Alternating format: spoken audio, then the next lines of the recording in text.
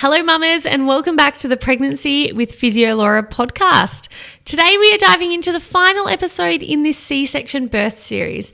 I'm going to do a Q&A style and I've picked the most popular questions that you have all asked me. Make sure you do listen to the first 4 episodes that we've already released in this C-section birth series, as they will help to give you some great knowledge and a good foundation to work from to understand all the questions that I answer today. In the first 4 episodes, we covered mental preparation and emotional processing, physical recovery after a C-section, and I shared my first 2 birth stories. Today, I am answering a whole bunch of questions from women inside my Pregnancy Posse membership, as well as from social media. Now, I tried my best to cover all bases, so hopefully I got around to answering your question if you did submit one. I will be covering age gaps between C-sections, scar recovery, deciding between a VBAC or a planned C-section, bleeding after birth, C-section recovery with the toddler, and so much more. Now, I've not done a Q&A episode before, and I thought it would be best to keep this one natural, as if I were being interviewed by someone else. So I haven't done any scripting for this episode, and I will just be speaking on the fly, so please forgive me if I'm a little unpolished or if I ramble a little too much. Now, for today's final session in Laura's Life Lessons, which is really just like me journaling out loud, but hey, if it lands on you, then that is just an extra bonus. I wanted to share a piece from my most recent journal where I am downloading some thoughts I have on pain in labour and birth, and really life, to be honest. So I quote from my journal: "We dismiss pain and want to always do something to fix it, to remove it. It dismisses the reality that there is pain in being human. There is suffering in being human. There will be pain and hardship. So rather than try to remove all pain, how can we be with ourselves when there is pain? How can we flow with pain rather than fix it or cope with it? And where are you already doing this in your life?" So just a little food for thought today. I'd love to know your thoughts on this version of thinking about pain, not only for labour, but life in general. So let me know. Come over to @PhysioLaura on my social media and let me know what you think about that. Now, let's get into the final episode of this C-section birth series, answering the most popular questions we have on this topic. Hello, ladies. Like I said, this is my first Q&A style podcast, so I'm a little bit nervous. I do generally like to prepare a little bit more, but I thought this would be best if it came out like someone else was interviewing me. So apologies in advance if I do waffle. My husband tends to say I am a bit of a waffler, and I will try my best to keep this as concise as possible. And if it's a total failure, I'll go back to preparing and not doing it this way. So we're going to dive in straight away. I've taken all of the most popular questions that you wonderful women have asked me and tried to cover all bases, but also still trying to keep the podcast within a reasonable time frame, because I'm really conscious that everybody is busy and we don't always have the brain space to listen to long podcasts. So let's get straight into it. The first question I've been asked is, did I get the skin pouch or the C-section shelf? And if I did, how do I get rid of it? So for those of you who haven't heard of this before, and to be honest, it was a new concept to me until I had my second baby when I heard people talking about it. So they talk about this C-section shelf. And my understanding of that is when your C-section scar sits quite low, above that, the way the skin forms or the tissues sit, it kind of looks like a little shelf above it. So instead of having a completely flat stomach, you have this little shelf sitting above your scar. I wasn't aware of that after my first baby, probably because it wasn't something that I was focused on. I was more aware of it after my second for 2 reasons, because my scar was pulled tighter. So I did notice that there was a little bit of a different look to my tummy, but also because I heard a lot more women talking about it. Now, each to their own. I think women should be body confident after having babies. So I know it is hard to love your body sometimes, but I think it's important to accept how your body is and to change what you can, but accept what you can't. And I don't know if you can get rid of it. I don't care if mine ever goes away. So I do probably have a little bit of a shelf. I've also been pregnant or breastfeeding or transitioning for 3.5 years now. So my body doesn't feel like it's ever really been steady. It feels like it's been in transition zone for a long time. So I probably haven't paid as much attention as you might if you just had your last baby and you were noticing how your tummy looked, whereas mine has been growing, shrinking for 3.5 years now. But I do have a little bit of a shelf, yes. So what that looks like from my perspective is that the scar feels quite tight, and then there's this like little bump above it. In saying that, I never had a completely flat tummy before I had kids anyway. I've never been someone who rocks a six-pack by default, so I probably didn't have those sorts of expectations post-birth anyway. I love my scar. I love my stomach. I am very proud of what it has been through, so it doesn't bother me to have that. I'm also never going to wear anything that really exaggerates that. So I'm really big on dressing for my shape and my, whatever lumps and bumps I have, and making sure I wear things that feel really flattering to me. So that's probably not the exact answer that you wanted. How do you get rid of it? But look, I think it's always important when it comes to these sorts of things is, why are you wanting to get rid of it in the first place? And I think it's important just to firstly acknowledge that. Is it because you don't like it, or is it because you feel weak, or is it because you think other people don't like it? I think it's really important to get clear on why you want to get rid of it. And we know that abdominal strengthening will certainly help with the tone of your abdominal muscles. We know that losing overall body fat will also help with the look of your abdominal area. So those things are always going to be in the positive direction for that. But I also think there's a time and place for these sorts of things. So take it slow after birth. Have a think about what your reasoning and your motivation is for wanting to lose this shelf as such, and take it slow when it comes to exercise. 6 weeks post-baby is not the time to be thinking about flattening your tummy and getting rid of this shelf. So just be really kind to yourself and, improve your abdominal tone. And if you can and it's within the healthy range, then you can aim to lose some body fat as well. Not really my area of expertise, but I do know that those two things are helpful. Massage can also help on the scar to try and relieve any adhesions or tension that you might have in the scar. So that's probably my thoughts on the C-section shelf. I get asked this a lot. So I also have stretch marks and all sorts of, wonderful birth or post-pregnancy and birth, changes, and I'm okay with it all. So I think it's important to, like I said, it's not always so easy maybe to love your body. You might have preferred your body before babies, but to really respect your body, I think that's really important. Okay, moving on. Looking after your scar can it feel sensitive for a while? So make sure you go back and listen to episode 2 where I talk about physical recovery, because I do talk a lot in detail about scar recovery. But yes, your scar can feel sensitive for quite a while. So it can be normal for this to be sensitive or numb for up to a couple of years after birth. So don't freak out if you're a year postnatal and you're still noticing some numbness.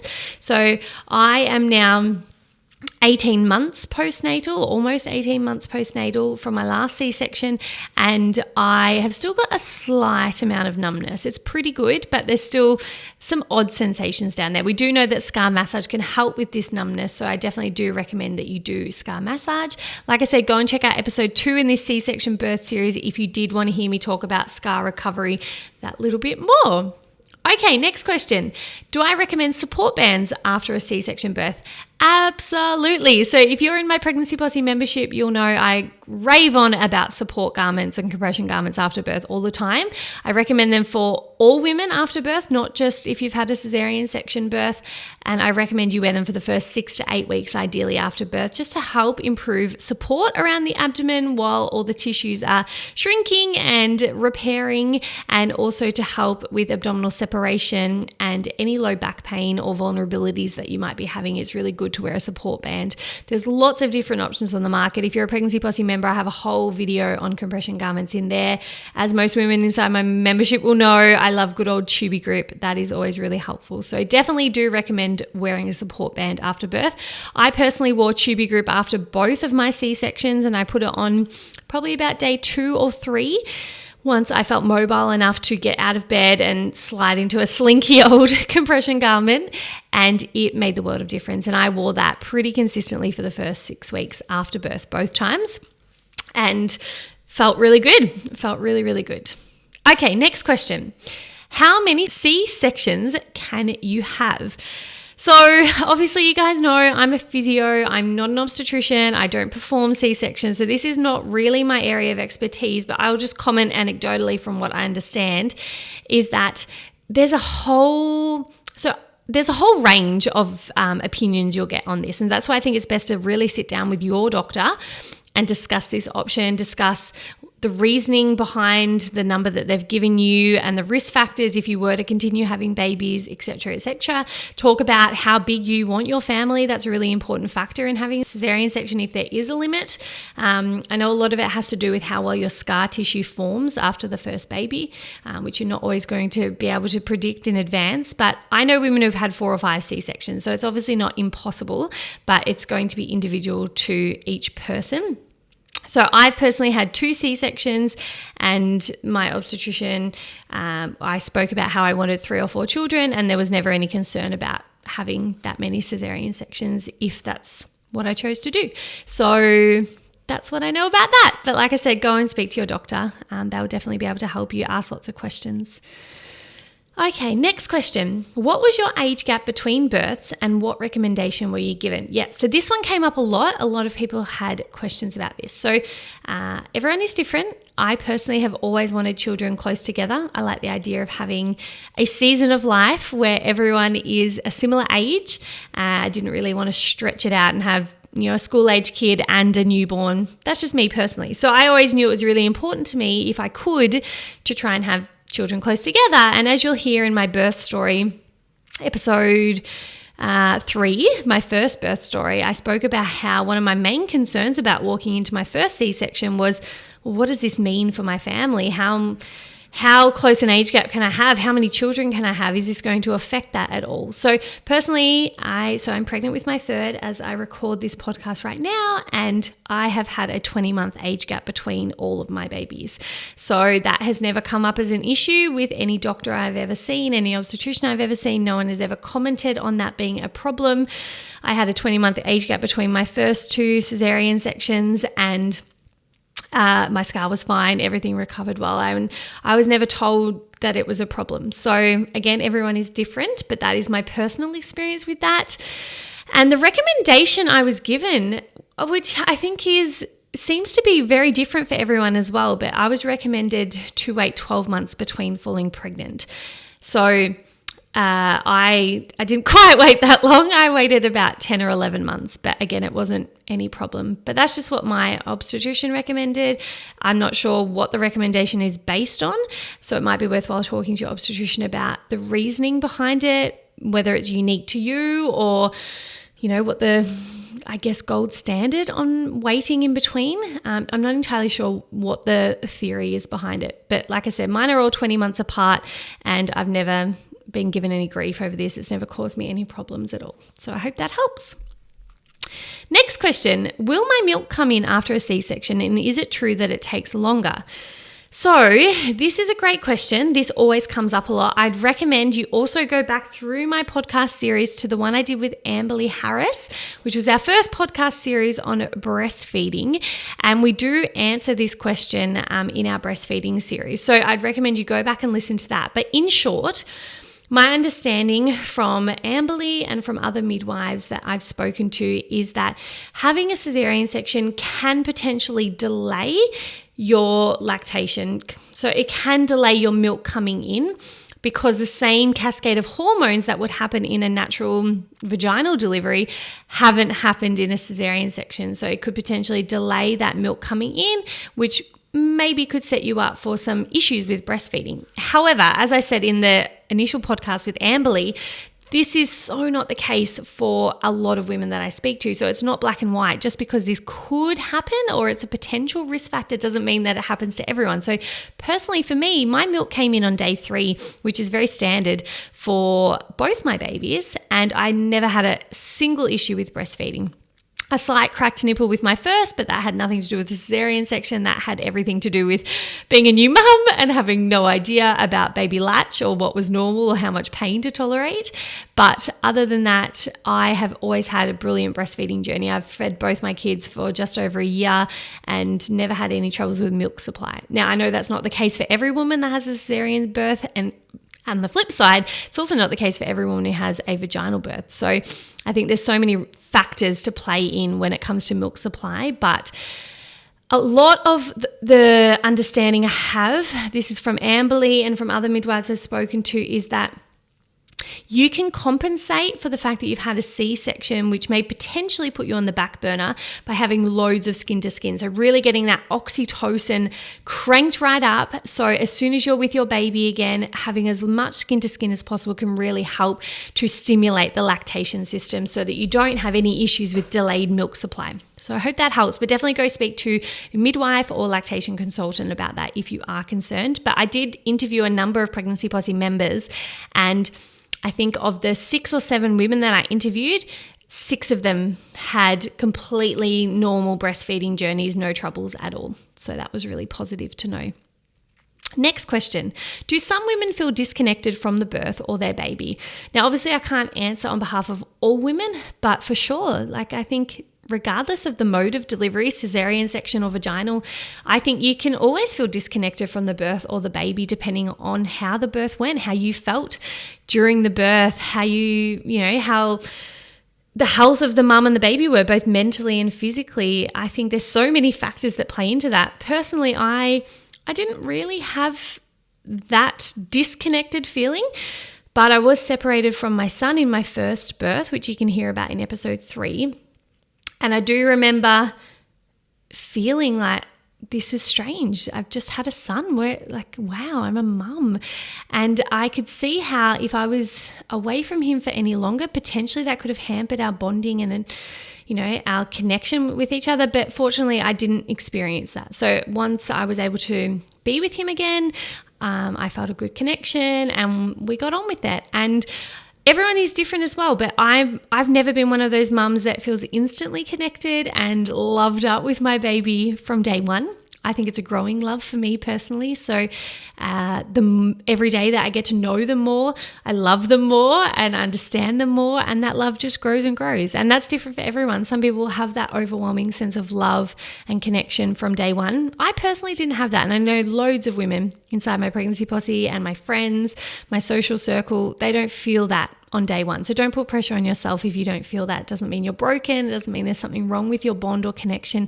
It can take time. You guys don't know each other really that well yet, so it can take time. So I hope that helps. Next question. I want to learn more about gentle cesarean sections or maternal assisted cesarean sections. Oh, yes, this is a good one. So I have had 2 standard cesarean sections, but if I were to have a third one of my big motivations was to have a maternal assisted cesarean section, and my obstetrician was one of the leading OBs who was doing these and encouraging women to have these, which is really positive, and it seems to be taking off everywhere I look.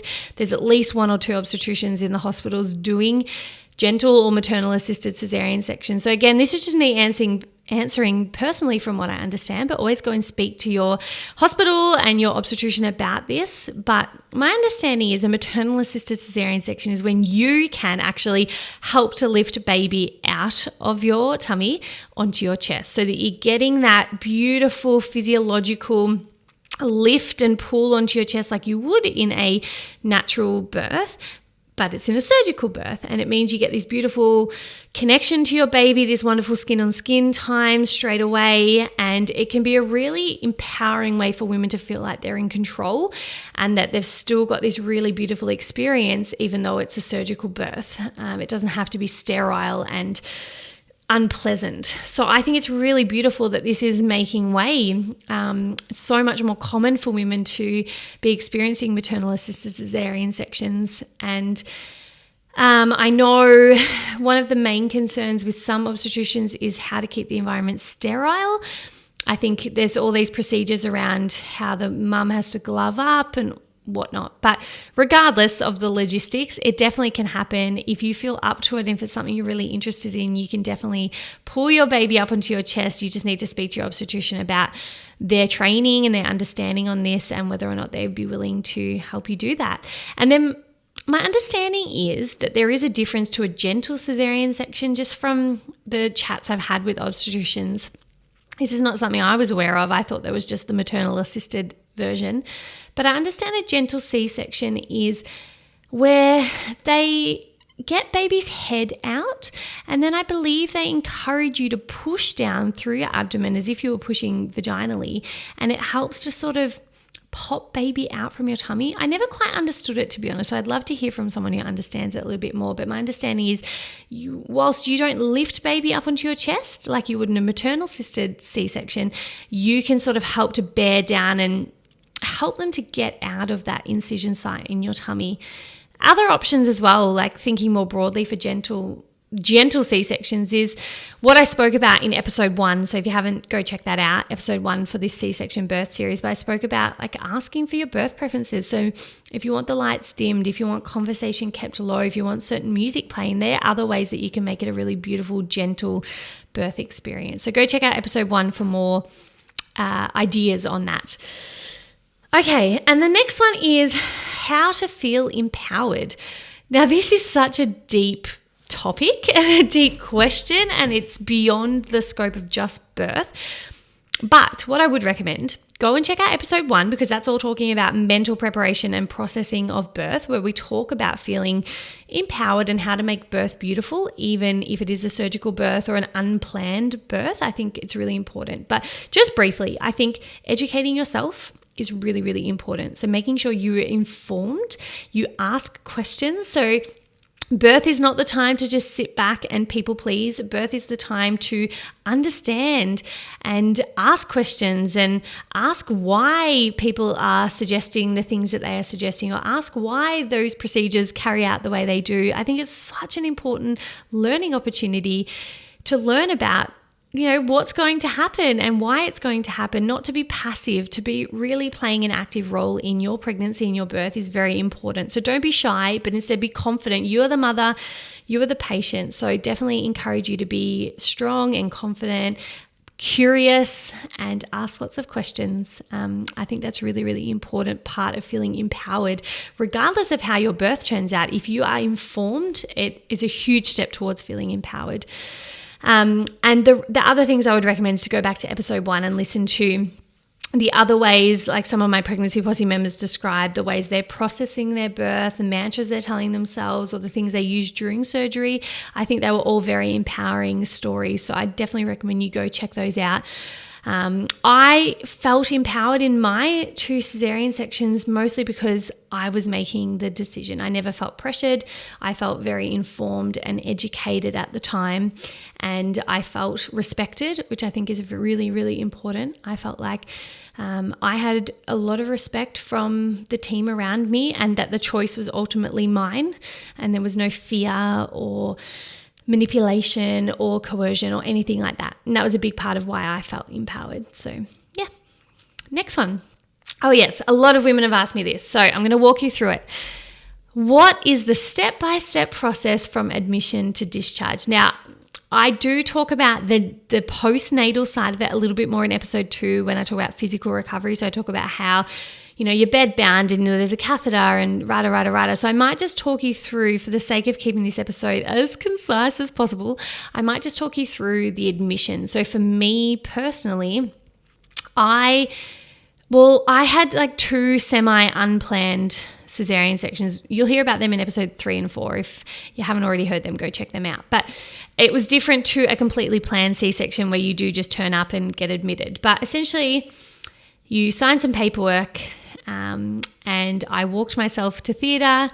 You sit outside theatre and you meet a team of people from, I've always been a hot blubbering emotional mess before my surgery, so I probably can't recall exactly what happened, but I believe you meet your midwife and your anaesthetist. I feel like the anaesthetist plays a really important support role in surgery, so I've always found them to be the most comforting person in the room. They sit next to your ear, they talk you through what's happening, they're very kind in my experience. So you meet them. People try and calm you down if you're a hot blubbering mess. And then for my first C-section, I then walked into surgery and my husband had to stay outside. I'm not entirely sure why that is. I think it's to do with prepping you, but they can come in as soon as the spinal's in. And for my first, I had the spinal put in a seated position and I had to slouch forward. I did not like that. I found it really quite uncomfortable. Whereas for my second, I was lying on my side and that was 100,000 times better. So if you don't like sitting, I don't know if you can request lying, but I tell you what, for me, it was 100,000 times better to lie down to get the spinal. Then they roll you over and you start to feel really weirdly numb and heavy. And look, I've never had surgery like this before, so it's all a bit new. It's all a bit strange. They roll you over. They do checks on you to make sure you can't feel things, which I couldn't, fortunately. I remember feeling like a warm, tingly feeling. Some people get the shakes and get nauseous. Touch wood, I didn't have that at all. And then I'm just trying to walk myself through this now. It can get quite hazy for me. And then my anaesthetist and my obstetrician talked me through what they were doing at each stage. From what I remember, there's a lot of pressure. So there's a lot of tugging and pulling, and I remember feeling pressure on my pubic bone and feeling, like it, I don't know, I don't want to scare anyone off it because it wasn't scary, but there was a lot of pressure. I felt like my whole body was moving and it was very strange to me. It was a lot more harsh, I guess, than I ever expected. I certainly wouldn't say it's like a gentle pop out of your baby. It's pretty intense trying to get that baby out. There's a lot of tugging, and I think with my daughter there was even more because she was a little bit more like wedged down, I guess. So there's a lot more pressure and tugging. I would say it would verge on feeling uncomfortable, but it was never painful. It was just strange. I don't know. No one's built to experience that, really. It's always going to be a strange sensation. It's not something we're normalized to. And then what happened next? So with my second, I got to watch it. So they put a mirror up so I could see everything happening. I could see her head come out and then her body, whereas for my first, I didn't watch any of that. I didn't ask for it. Someone offered it to me in my second. That's why I got to see it. And then baby comes out and they let out a beautiful cry and it was lovely. And my husband both times announced what sex it was, and that was really beautiful. At this stage, you still feel, I felt pretty bedbound, so it's not like I could look up. So baby was, I believe, wrapped up and handed to me. Again, this part's going to be very different for everyone because it will depend. Some women will get skin to skin straight away. Some women will ask to not have the pediatric checks till later.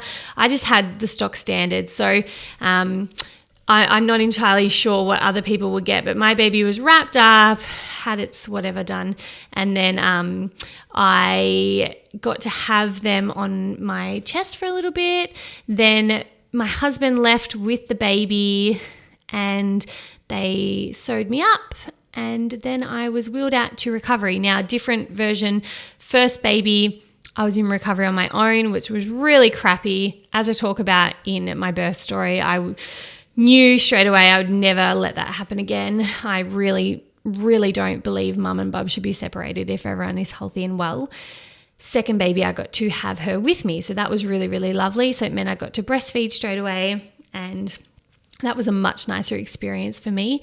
And then I got wheeled up to my room. I had the shakes really badly for my first. So I remember then I was eating and trying to work out breastfeeding, and just, it was all a bit of a haze. And I don't know if that's the same for someone who's had a vaginal delivery, whether it's hazy or whether it's just because I'd been pumped with anesthetics or whatnot, but I can just speak from my own experience. Then I was in hospital for 4 or 5 nights, and by the time I left to go home, I felt pretty good. So that's like a super quick summary, but I know women want to know like the nitty gritty ins and outs of what does that day actually look like. That's what it looked like for me. So I hope that helps. The next question is, I've kind of covered it, but it said, could you feel them cutting into you? Could you see it or feel anything? So I couldn't feel them cutting into me. I could definitely feel them moving the baby or my stomach. I'm not entirely sure what it was. I wasn't watching at that stage, but I could feel a lot of pressure. Definitely a lot of pressure. And I could see it for my second because they put the mirror up, but they only put that up once the head was coming out. In my first, I didn't see anything until they pulled him out. But both times I've had beautiful photos taken by I think the anaesthetist again did them in both situations, but beautiful photos of baby coming out of me, like really raw, bloody photos, but I love them. And they're not for everyone, but I think it's really beautiful if you can't be in a position to watch that. It's really beautiful to have those memories if you want to refer back to them and see what happened while I was lying flat and I couldn't see anything. I think it's really beautiful to have photos. Next question. We're almost done, guys. I promise this has gone way longer than I expected, but pelvic floor recovery. Is it the same as a vaginal birth or is it different? Great question. I would recommend you go back to episode 5 in my pelvic floor series where I talk about the impacts of pregnancy and birth because I discuss this in more detail, but your risk of prolapse is less if you have a cesarean section, but your risk of incontinence is much the same because you're still being pregnant. So pregnancy is a risk factor in itself, even though you haven't had the pushing out through the pelvic floor like you would in a vaginal delivery. So you definitely still need to do pelvic floor recovery in cesarean section. So whilst majority of women will not feel symptoms or anything like that, you've still had impact on the pelvic floor, changes to the pelvic floor. It's super important that you rehab it. But go check out episode 5 in the pelvic floor series. That will definitely help you. Next question. Do you bleed just as much after a cesarean section compared to a natural birth? So this was interesting because I've never known anything different. I've only ever had 2 cesarean sections so far. And I was told I didn't bleed anywhere near as much as I expected. And I was told that this is really common because correct me if I'm wrong, but I think they kind of suck out the blood a little bit more because they've got instruments and things. So while they're in there, they can kind of clean it up a little bit better. So my understanding is you don't tend to bleed as much or as heavy as after a vaginal delivery, but that was just what I was told and that was just my experience. So I didn't have a truckload of bleeding or clots or anything like that after birth. Interesting question though. Next question, calming methods during surgery. So I would highly recommend you go listen to episode 1 in this C-section series where Corinna shares her story with her husband and the story that he took her through. And it was beautiful. It gave me goosebumps. It was really, really beautiful. And I think that's a beautiful way to stay calm during surgery. So I definitely recommend you go back and have a listen to that. I think I would do that if I were to have another C-section. It was really, really beautiful. Now, next question. How did you manage a C-section recovery when looking after a toddler?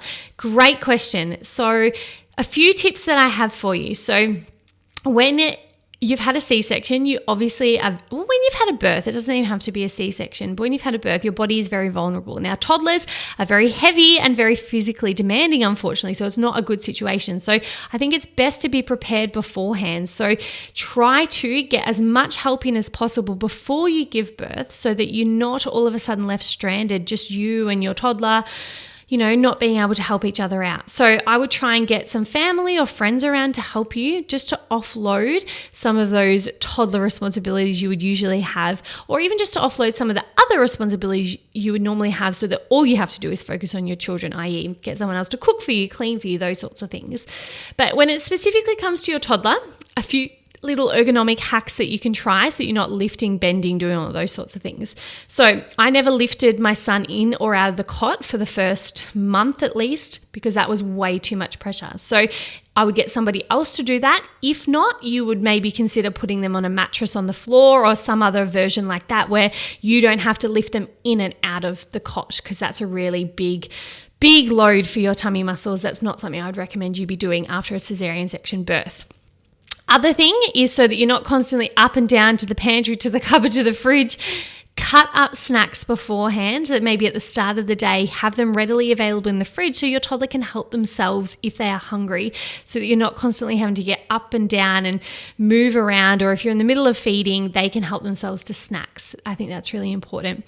If your toddler's in a high chair, I would recommend that you don't be lifting them in the high chair. So if they can climb in themselves by using like a step or a chair to get in there, perfect.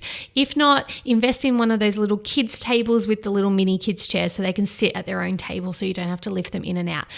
Nappy changes, if your toddler's still in nappies, again, I wouldn't be lifting them onto the change table. I would get my son to climb up the change table because I had a few rungs that he could climb up. So that made a world of difference. If you can't do that, you're actually going to be better off getting like a step or something to the side or another chair, getting them to climb up, or just doing it on the bed or the floor so you're not lifting them on or off. So whilst you're having to bend over if it's on the bed or the floor, at least you're not having to do the lifting phase of it. So they would be my top tips to manage your toddler, but you really need to outsource help. I do believe that is probably the most important thing you could do. Good luck. Now, the last two questions I have are similar. So they're not really questions that I feel I can answer personally or professionally, but I'm going to try and direct you to some other resources that might help. So I was getting a lot of questions around things like, once you've had an emergency C-section, can you ask for a planned one? Short answer, you really can ask for whatever you want when it comes to birth. So you're in charge, you are the patient. Obviously, you're going to be informed by your your birth team and the professionals around you, and you need to understand why they're recommending the things they recommend. But at the end of the day, it is your choice. It is your body. No one can do something to you that you don't want them to do. So if you want a planned C-section, you should be able to advocate for yourself. If you have concerns about going through another vaginal delivery, you should definitely be able to talk this through with your birth team and come to a really, really good, respectful understanding about why you want this choice, and the different options for you. Understand the stats, understand the risk factors, all of that. You need to have this discussion with people, but just keep in mind, you can always do what you want to do. I think it's really important. No one can make you do anything. I think that's really important. That might sound controversial to some. People can inform you, but no one can force you. I think that's so important to know. And other questions I was getting are things like, what are the risks of having multiple C-sections? What are the risks of having a VBAC? Is there a difference in recovery from an emergency versus a planned C-section? What are my thoughts on having a C-section after pelvic floor trauma, etc., etc.? Now, everyone is so individual, so that's why I'm not going to answer these questions individually, because I've not had experience with a lot of this. It's all highly unique to you, the person submitting the question. So I'm keeping in mind that's not my area of expertise to answer that. But what I would recommend is that you need information. So to make any sort of decision, you need information. So you need to have an open, respectful conversation with your birth team about risk factors, about the stats, about why they're suggesting the intervention that they're suggesting, or whatever it is that is your concern. I definitely recommend you check out RANZCOG. They are the Royal Australian New Zealand College of Obstetricians and Gynecologists. They have a whole heap of research. Evidence-based birth is also a really good place that you can go to find out the research and the statistics and the risk factors and all these sorts of things. There's 1,000,001 online support groups, so whether that be for VBAC or planned C-sections, whatever it is. Some people will warn you against these groups. I think that we are smart women. With our own intellect and our own brain, I think we can make our own decisions. So I don't warn women against these support groups, because I think you can find really good nuggets of gold in these support groups, but I think you also need to go in with an open mind. And keep in mind that they're not trained health professionals, which is fine. It doesn't mean that their experience isn't valid, but just keep in mind that if it's triggering you or making you feel uncomfortable or not helping you, then you maybe need to opt out of it. So personally, in my second, I joined a lot of VBAC support groups, but I got a really yucky vibe from them. I'm not sure why. I can't really articulate why. So I actually removed myself from those. I wasn't getting the education I was hoping to. Whereas for my third pregnancy, I'm getting a lot of great support and ideas and I'm just getting a lot of good information from support groups, which is strange. I'm not sure why I feel that way this time versus the second time, but I think you just need to judge how you feel being in those support groups, because they can be really triggering for some women. They can be really helpful for other women. So just see how you feel. And I think listening to other people's birth stories is also really important. Obviously, always keeping in mind that is their birth story. It is unique to them. No one is going to have the same birth story, but I think there's power in sharing stories. So I always recommend like Australian birth stories, there's VBAC birth stories, there's C-section birth stories. Just Google on your podcast player, you'll find 1,000,001 birth stories. podcasts, and I think it's really valuable to share these stories and hear other women's experiences, and you should pick up a lot from that. So that's where I would suggest you go. Talk to your birth team, have really open dialogue there. Check out the RANS, COG and evidence-based birth websites. Join support groups if that feels right to you, and listen to other people's birth stories. So that is probably one of my longer episodes. I'm sorry if I waffled. I'll have to listen back to this and hopefully not edit too much out. But I really hope you enjoyed that, guys. And if you have any follow-up questions, as always, head over to @PhysioLaura and let me know. And otherwise, have a wonderful day. I'll talk to you soon. Hey mamas, Laura here. I really hope you enjoyed my first Q&A style episode today. I hope that it helped to answer any of the burning questions that you might have had around C-section births. I honestly am a pretty open book, so please do head over to my socials @PhysioLaura if you have any follow-up questions or want to chat with me further. I always love to hear your feedback. I will catch you soon for our next amazing podcast series. And until then, mamas, sending you wonderful pregnancy vibes and enjoy the incredible journey that is pregnancy.